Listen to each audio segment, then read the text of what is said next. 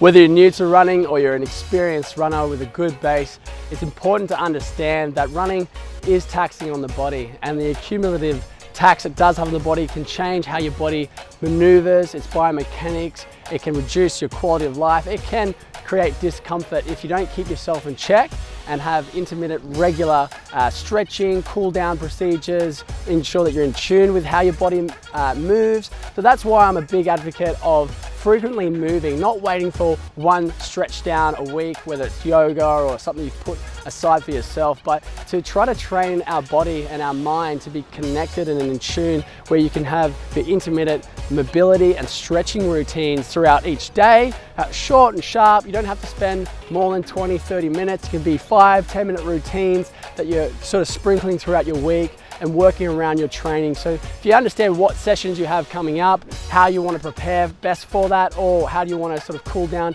after a long run or intense sprint, what parts of the body you want to focus on, potentially you have some focus areas where you understand that you have some weaknesses or some discrepancies. Might be a tight thoracic, it could be tight or weak hip flexors. Potentially you have any issues with your feet as well. So when that tightness does come into play, when you are running frequently, when you're increasing your kilometers, when you're increasing your intensity as you become a more experienced runner, you're going to feel that tightness through your lateral hip, the front of the hips, all the way down to your quads. We always talk about your ITB, sort of playing some havoc within your knee tracking, and all that affects your ankle sort of mobility and also stability. And when you're running, that's just the last thing you need. You want to ensure that your body is moving how it should and correctly, and train yourself up to that. So with these routines, be gentle. When you are stretching, don't look at going all out where you're making groans and all these noises. You want to be focusing on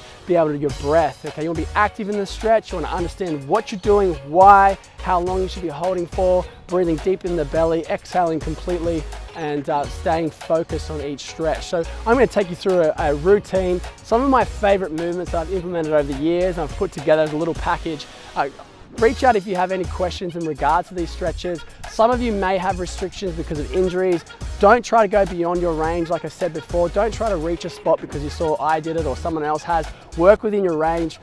Don't be discouraged either if you can't do something or you feel like you're hopeless or you're failing at it. It's not going to be comfortable in the beginning. It's something that's difficult, but you stay with it. Just gently fall into the process, and it'll be something that you can't live without. You're going to notice the difference of how your body is feeling. It will increase your overall quality of life, health, and also performance. And we want to be able to enjoy our running as long as possible.